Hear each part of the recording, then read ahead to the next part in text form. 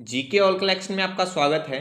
मेरा नाम है हरविंदर सिंह और आज की क्लास में हम पढ़ने वाले हैं राजस्थान का अपवाह तंत्र, जिसमें हम राजस्थान की नदियों व उनकी सहायक नदियों के बारे में विस्तार से चर्चा करेंगे। इसके अलावा किस नदी पर कौन सा बांध बना है, किस जिले में है और कौन कौन सी नदियां त्रिवेणी संगम बनाती हैं, वो सभी फैक्ट जो प्रतियोगी परीक्षाओं की दृष्टि से महत्वपूर्ण है, उन सभी को कवर करने की कोशिश करेंगे। तो बने रहिए हमारे यानी जीके ऑल कलेक्शन के साथ और जीके संबंधी इसी तरह की वीडियोस देखने के लिए जीके ऑल कलेक्शन को सब्सक्राइब करें और अपनी तैयारी को और बेहतर बनाएं। बिना किसी देरी के शुरू करते हैं आज की क्लास। स्क्रीन पर है पहला प्रश्न, राजस्थान में कितने प्रकार का अपवाह तंत्र विकसित है?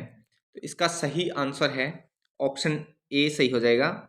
राजस्थान में 3 प्रकार का अपवाह तंत्र है। कौन कौन सा है?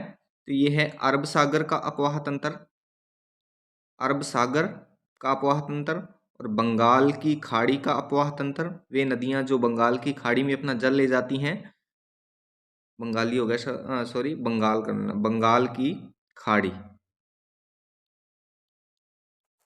और आंतरिक अपवाह की नदियां जो अपना जल किसी सागर या खाड़ी में नहीं ले जाती हैं, तो वे हो जाएगा आंतरिक अपवाह की नदियां। 3 प्रकार का अपवाह तंत्र है, अरब सागर का अपवाह तंत्र, बंगाल की खाड़ी का अपवाह तंत्र और आंतरिक अपवाह तंत्र। नेक्स्ट है, लूनी नदी तंत्र किस उद्योग के कारण प्रदूषित है? तो इसका सही आंसर है ऑप्शन सी सही हो जाएगा। लूनी नदी जो तंत्र है रंगाई छपाई उद्योग के कारण प्रदूषित है। नेक्स्ट है लूनी नदी। लूनी नदी से जो महत्वपूर्ण बातें हैं उसको हम कवर करेंगे। तो लूनी नदी का उद्गम है जो नाग पहाड़ अजमेर से सागरमती नदी के रूप में होता है। नाग पहाड़ अजमेर से सागरमती नदी के रूप में होता है। गोविंदगढ़ अजमेर में सरस्वती नदी के विलय के बाद इसका नाम पड़ता है लूनी नदी। लूनी नदी 6 जिलों में अजमेर, नागौर, जोधपुर, पाली और बाड़मेर में प्रवाहित होती है। बालोतरा बाड़मेर तक लूनी नदी का पानी मीठा और उसके आगे खारा हो जाता है। बालोतरा में लूनी नदी से सर्वाधिक बाढ़ आने की संभावना रहती है। लूनी नदी की कुल लंबाई 350 किलोमीटर है और राज्य में इसकी लंबाई 331 किलोमीटर है। राज्य में कितनी है? 331 किलोमीटर है। ये है लूनी नदी से संबंधित महत्वपूर्ण बातें। नेक्स्ट है लूनी नदी की एकमात्र सहायक नदी जिसका लूनी में विलय बिलाड़ा जोधपुर के निकट दाएं किनारे से होता है, तो वो कौन सी नदी है? इसका सही आंसर हो जाएगा ऑप्शन बी सही हो जाएगा, जोजड़ी नदी। जोजड़ी नदी है जो लूनी की एकमात्र ऐसी नदी है जो दाएं किनारे से जिसका लूनी में विलय होता है। अब लूनी की और जो सहायक नदियां हैं उनको भी हम देख लेते हैं। तो लूनी की सहायक नदियां जोजड़ी तो हमने देख ली, जवाई, बांडी, सागी, लीलड़ी, मिठड़ी, सुकड़ी, गुहिया, ये सभी लूनी की सहायक नदियां हैं। जवाई नदी का उद्गम है जो गोया गांव पाली से होता है, विलय लूनी में इसका बाड़मेर में होता है। और ये जवाई नदी है जो लूनी की सबसे लंबी सहायक नदी है। ये महत्वपूर्ण बात है जवाई नदी से। बांडी नदी का उद्गम है अरावली, पश्चिमी अरावली पाली से होता है और इसका जो विलय है वो लूनी में बाड़मेर जिले में होता है। और सरदार समंद बांध जो बना है पाली जिले में वो बांडी नदी पर है। ये महत्वपूर्ण बात है, इसको नोट कर लेना। सागी नदी का जो उद्गम है वो जसवंतपुरा जालोर से होता है और लूनी में इसका विलय बाड़मेर जिले में होता है। अन्य कोई महत्वपूर्ण बात नहीं है इससे। लीलड़ी जो नदी है उसका उद्गम अजमेर से होता है और विलय पाली में लूनी नदी में हो जाता है। मीठड़ी खारिया पाली में इसका उद्गम होता है और जालोर जिले में विलय हो जाता है लूनी नदी में किसका? मीठड़ी नदी का। नेक्स्ट है सुकड़ी नदी, देसूरी पाली में इसका उद्गम है और बाड़मेर जिले में लूनी नदी में विलय हो जाता है। गुहिया, गुहिया का उद्गम होता है जवाजा अजमेर से और पाली में इसका लूनी नदी में विलय हो जाता है। ये है लूनी नदी की सहायक नदियां जिसका हमने उद्गम, विलय और अन्य जो महत्वपूर्ण बातें हैं उसको भी हमने कवर किया है। सुकड़ी नदी से एक महत्वपूर्ण बात है, जालोर दुर्ग है जो वो सुकड़ी नदी पर स्थित है। ये बात रह गई थी, जालोर दुर्ग है जो वो सुकड़ी नदी पर स्थित है। ये आप नोट कर लेना। नेक्स्ट है माही नदी का उद्गम स्थल है, तो इसका सही आंसर है ऑप्शन सी, अमरोऊ पर्वत धार मध्य प्रदेश। माही नदी का जो उद्गम है वो अमरोऊ पर्वत धार मध्य प्रदेश से होता है। अब माही नदी से जो और महत्वपूर्ण बातें हैं उसको देखते हैं। राज्य में प्रवेश, माही नदी का राज्य में प्रवेश होता है खांडूगाम बांसवाड़ा से। नदी जो सीमा बनाती है बांसवाड़ा और प्रतापगढ़ और बांसवाड़ा और डूंगरपुर के मध्य, बांसवाड़ा प्रतापगढ़ और बांसवाड़ा डूंगरपुर के मध्य सीमा बनाती है। माही नदी है जो कर्क रेखा को 2 बार पार करती है, उल्टे यू आकार में बहती है, उल्टे यू आकार में बहती है, और इसकी कुल लंबाई है जो 576 किलोमीटर है, और राज्य में जो इसकी लंबाई है 171 किलोमीटर है। ये बात महत्वपूर्ण है।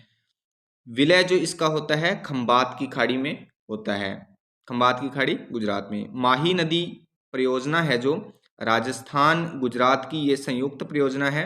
राज्य की हिस्सेदारी इसमें 45% है, 45-55 की हिस्सेदारी हो गई, 55% गुजरात का और 45% राजस्थान का। माही नदी परियोजना पर जो बांध है वो 2 बांध है, तो माही बजाज सागर और कंडाना बांध। माही बजाज सागर है जो ये राजस्थान में है और कंडाना बांध गुजरात में है। माही बजाज सागर जो है वो बोरखेड़ा बांसवाड़ा में राज्य का सबसे बड़ा बांध है, और कंडाना बांध राज्य का कंडाना बांध गुजरात में है। और ये अपने माही बजाज सागर जो बांध है ये राज्य का सबसे लंबा बांध है, और इसकी लंबाई है 3.6 किलोमीटर, 3.6 किलोमीटर। नेक्स्ट है माही की जो सहायक नदियां हैं उनको हम देख लेते हैं। तो माही की जो पहली सहायक नदी है जाखम, जाखम नदी का उद्गम होता है नारायणपुरा जाखमिया प्रतापगढ़ से। जाखम नदी सीतामाता अभयारण्य में प्रवाहित होती है। इसकी 2 सहायक नदियां हैं करमई और सरमई। ये महत्वपूर्ण बात है, ऐसे प्रश्न अक्सर पूछ लिए जाते हैं। जाखम नदी की सहायक नदियां कौन कौन सी हैं? करमई और सरमई। जाखम नदी पर प्रतापगढ़ जिले में जाखम बांध निर्मित है। राजस्थान का सबसे ऊंचा बांध है कितना? 81 मीटर। जाखम बांध जो राजस्थान का सबसे ऊंचा बांध है 81 मीटर जाखम नदी पर है प्रतापगढ़ जिले में। नेक्स्ट है सोम नदी। सोम नदी का जो उद्गम है बिच्छामेड़ा की पहाड़ियां उदयपुर से होता है, और सोम नदी पर 2 परियोजनाएं निर्मित है। कौन कौन सी? सोम कागदर उदयपुर जिले में है, और सोम कमला अंबा डूंगरपुर जिले में है। विनेश्वर साबला गांव डूंगरपुर, यह माही सोम जाखम का त्रिवेणी संगम बनता है। माही सोम जाखम का त्रिवेणी संगम कहाँ बनता है? विनेश्वर साबला गांव डूंगरपुर में। ये बात महत्वपूर्ण है। नेक्स्ट है अनास नदी। अनास नदी का उद्गम होता है मध्य प्रदेश की विंध्याचल पहाड़ियों से, और गलियाकोट डूंगरपुर के निकट यह माही में इसका विलय हो जाता है। ये थी माही की सहायक नदियां। नेक्स्ट देखते हैं साबरमती नदी, जो कि गुजरात की मुख्य नदी है। इसकी राजस्थान में लंबाई कितनी है? इसका सही आंसर है ऑप्शन ए, साबरमती नदी की जो राजस्थान में लंबाई है वो 28 किलोमीटर है। कितनी? 28 किलोमीटर। साबरमती नदी से जो और महत्वपूर्ण बातें हैं उनको देखते हैं। उद्गम साबरमती नदी का होता है फुलवारी की नाल उदयपुर से वाक्कल नदी के रूप में। कौन सी नदी के रूप में? वाक्कल नदी के रूप में। ये बात ध्यान रखने योग्य है।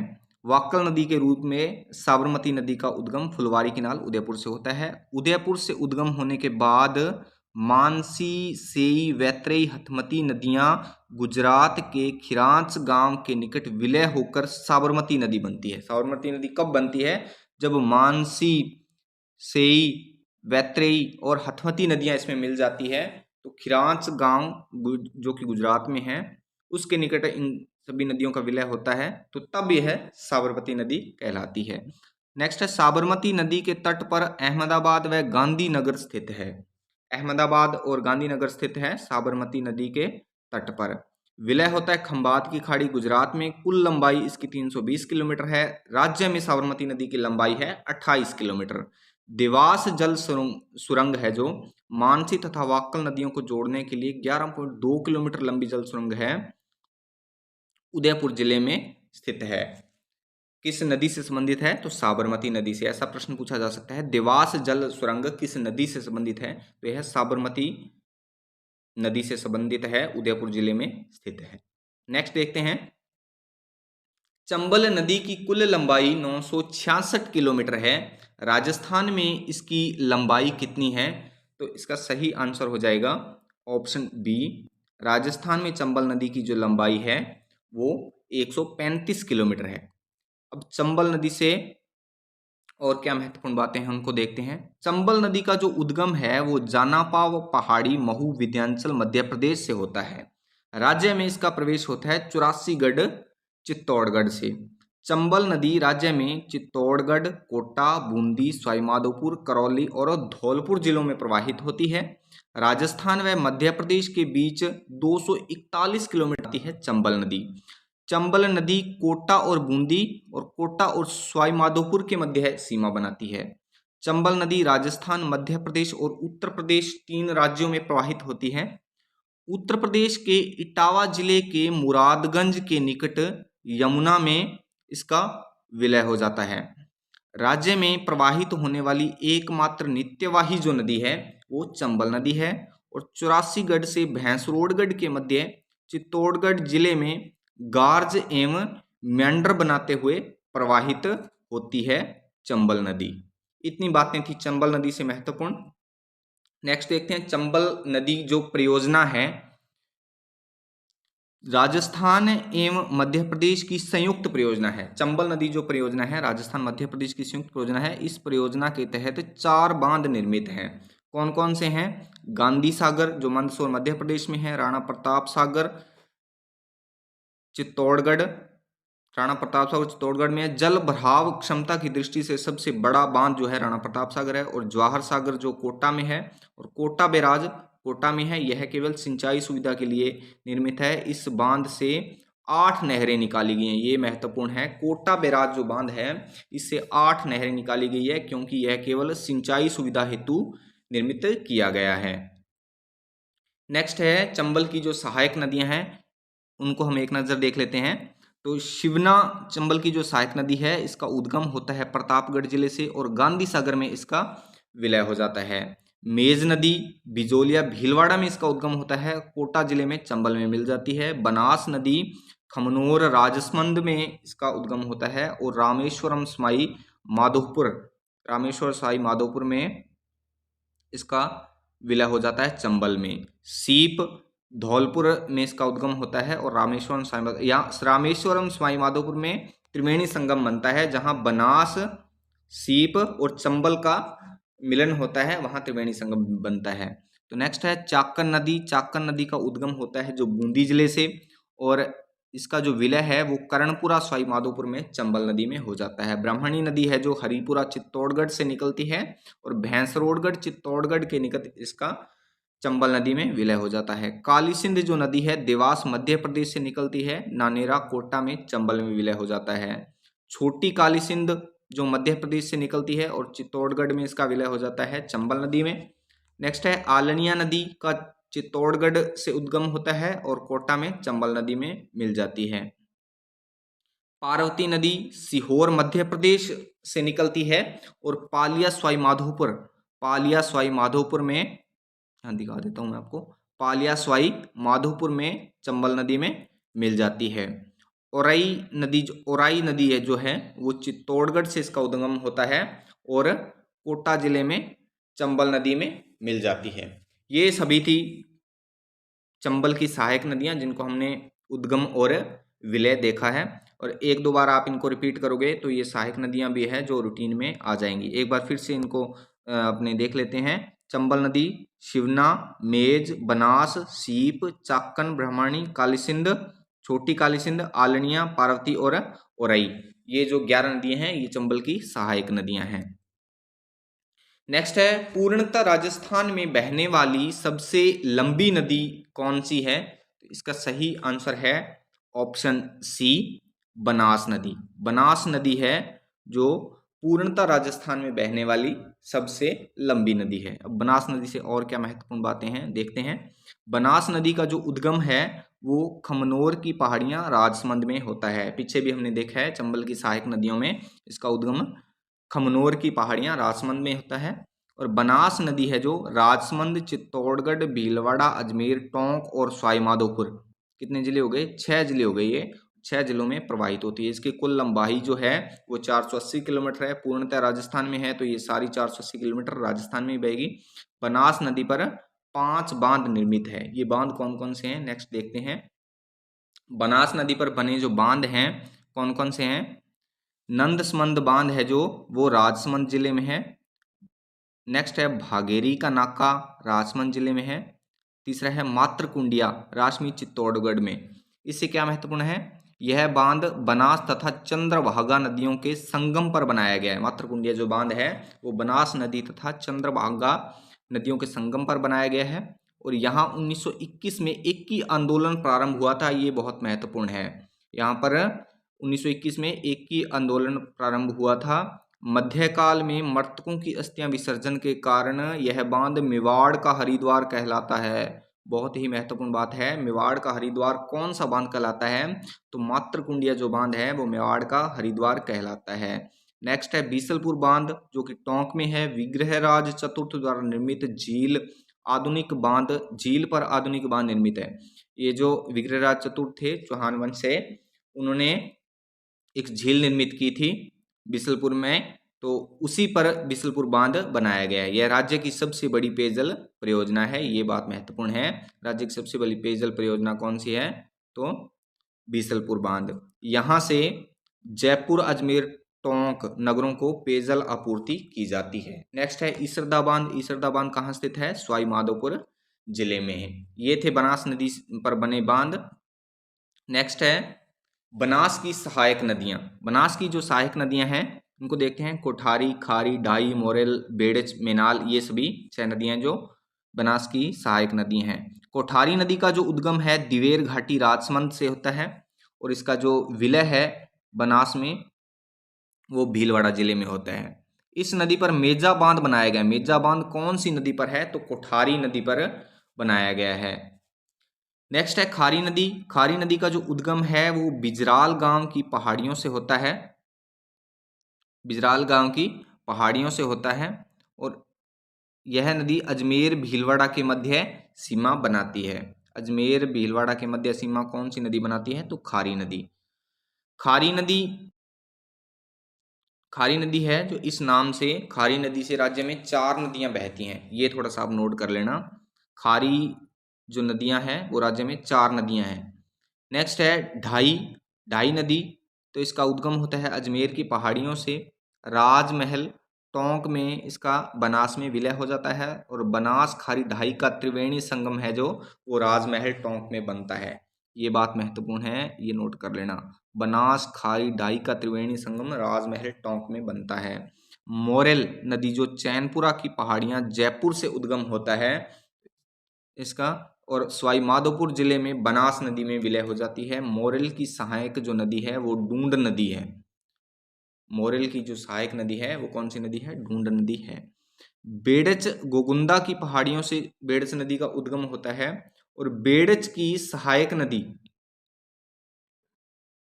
बेड़च की सहायक नदी गंभीरी पर चित्तौड़गढ़ दुर्ग स्थित है। ये बात महत्वपूर्ण है।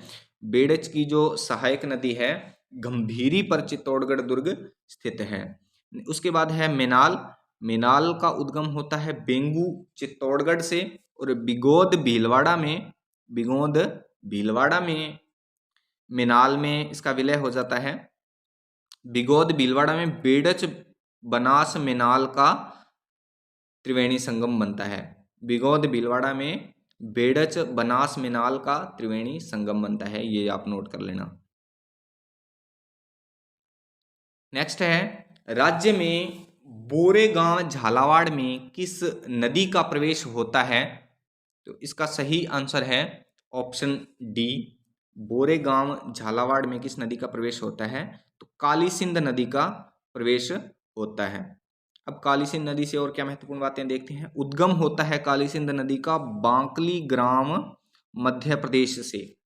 झालावाड़ कोटा के मध्य सीमा बनाती है काली सिंध नदी और इसकी जो सहायक नदियां हैं आहू, निवाज, परवन, उजाड़ और चंद्रभागा, ये जो नदियां हैं ये काली सिंध की सहायक नदियां हैं।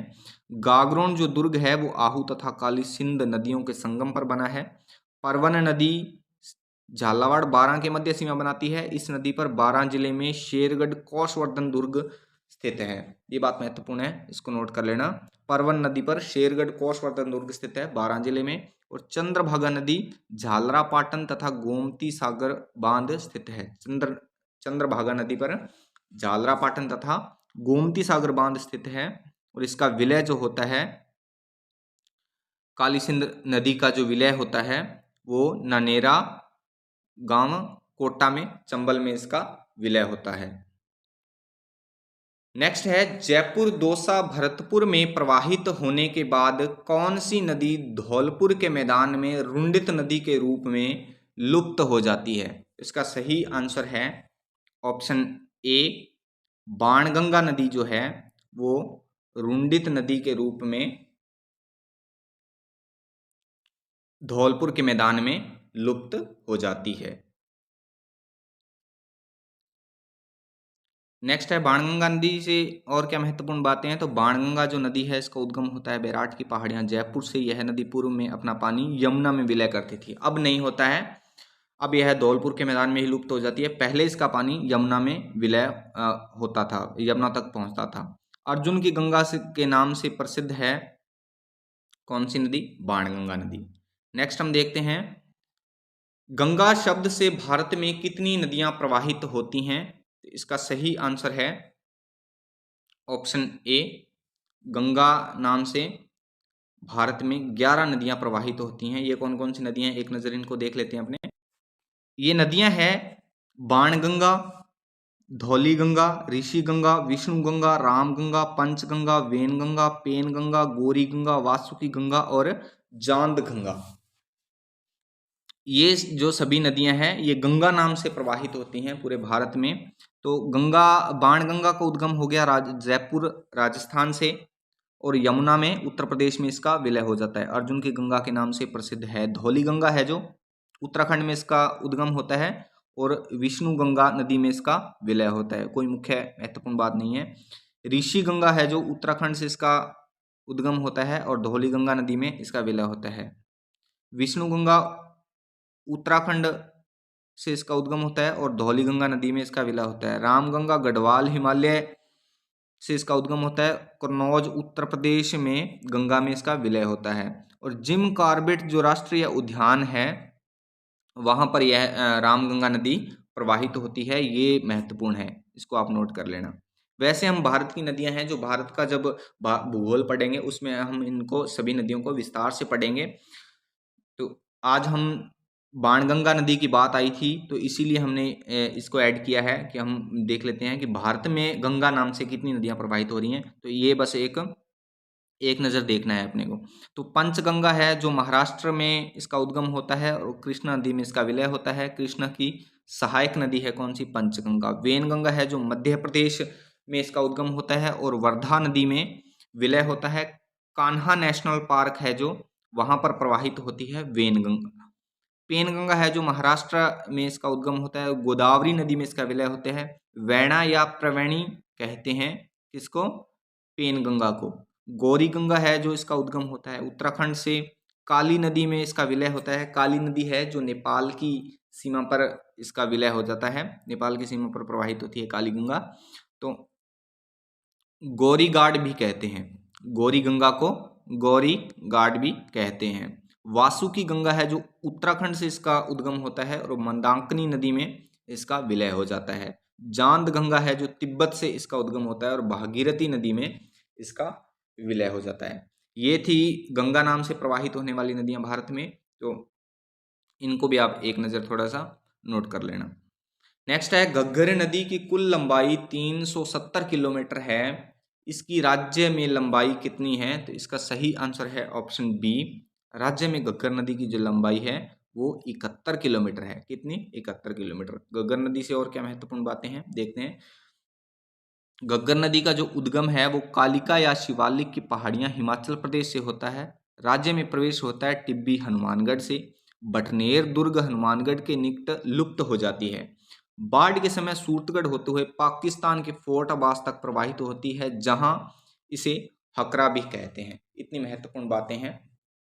घग्गर नदी है जो आंतरिक प्रवाह की नदी है, तो इतनी महत्वपूर्ण बातें हैं जो घग्गर नदी से हैं। नेक्स्ट है, आंतरिक अपवाह की ऐसी कौन सी नदी है जिसका उद्गम मनोहरपुरा जयपुर से तथा विलय सांबर झील में होता है? इसका सही आंसर है ऑप्शन डी, ऑप्शन डी खारी नदी।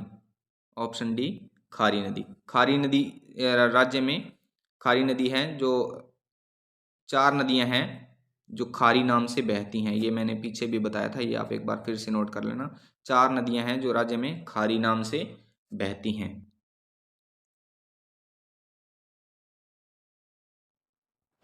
इसके बाद जो साबी नदी है, साबी नदी, इसका उद्गम होता है सेवर की पहाड़ियां जयपुर से। सेवर की पहाड़ियां जयपुर, नोट कर लेना। सेवर की पहाड़ियां जयपुर से साबी नदी का उद्गम होता है। और इसका जो विलय है वो हरियाणा के पटौदी गांव के निकट लुप्त हो जाती है। आंतरिक प्रवाह की नदी है तो किसी नदी में इसका विलय नहीं होता है। तो हरियाणा के निकट पटौदी गांव है तो वहां पर ये लुप्त हो जाती है। ये आप साबी नदी से याद रख लेना। रूपारेल नदी जो नदी है, ऑप्शन बी रूपारेल नदी, इसका जो उद्गम होता है वो उदयनाथ की पहाड़ियां अलवर से होता है। उदयनाथ की पहाड़ियां अलवर से, उदयनाथ की पहाड़ियां अलवर से इसका उद्गम होता है। और बयाना दुर्ग भरतपुर के निकट यह नदी लुप्त हो जाती है। बयाना जो दुर्ग है भरतपुर में, वहां पर यह नदी लुप्त हो जाती है। रूपारेल तथा काकुंद नदी के संगम पर मोती बांध तथा बंद बारेठा स्थित है। ये चीज अब आप नोट कर लेना। रूपारेल तथा काकुंद नदी के संगम पर मोती बांध एवं बंद बारेठा स्थित है। उसके बाद ऑप्शन सी है जो मेंथा नदी।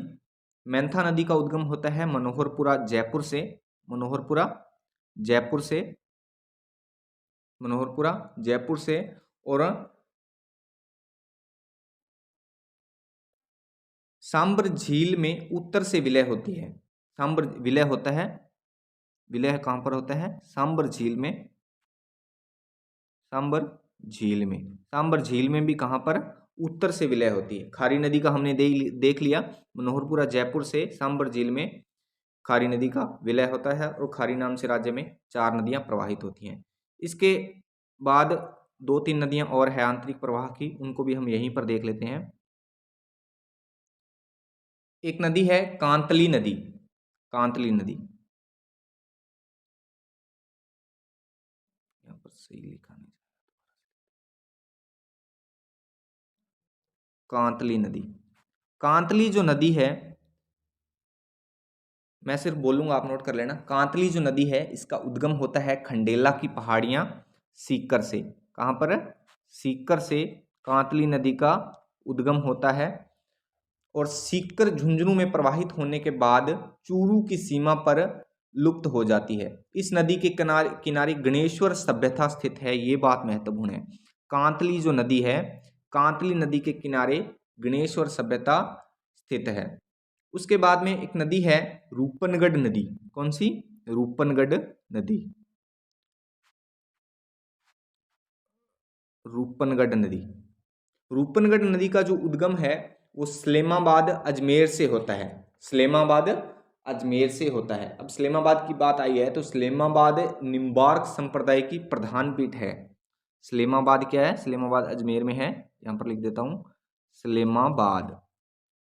सलेमाबाद निम्बार्क संप्रदाय की प्रधान पीठ है। बहुत ही महत्वपूर्ण प्रश्न है, ये आप थोड़ा सा नोट कर लेना। तो रूपनगढ़ नदी का जो उद्गम होता है वो सलेमाबाद से होता है, सलेमाबाद अजमेर से। सांबर झील में दक्षिण से इसका विलय होता है। रूपनगढ़ नदी का सांबर झील से दक्षिण से विलय होता है। उसके बाद में एक नदी है काकने या मसूरदी। काकने, काकने या मसूरदी।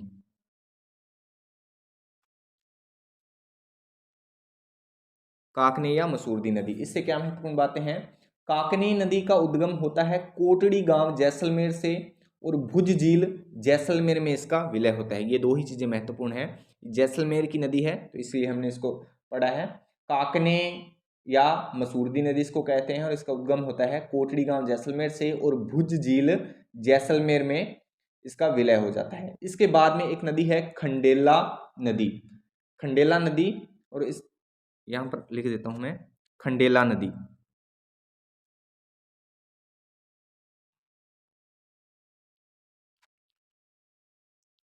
खंडेला नदी, खंडेला नदी का जो उद्गम है वो होता है खंडेला की पहाड़ियां सीकर से और सांबर झील में इसका विलय होता है। खंडेला की पहाड़ियां सीकर से इसका उद्गम होता है और सांबर झील में इसका विलय होता है। ये छोटी छोटी सी नदियां थी तो इसलिए हमने इनकी थोड़ी थोड़ी बातें कवर की हैं। तो आज की क्लास आपको कैसी लगी कमेंट करके जरूर बताएं। वीडियो अच्छी लगी तो वीडियो को लाइक करें, दोस्तों में शेयर करें। आज के लिए बस इतना ही। जल्द मिलते हैं एक नए ज्ञान नए वीडियो के साथ। तब तक के लिए जय हिंद, जय भारत।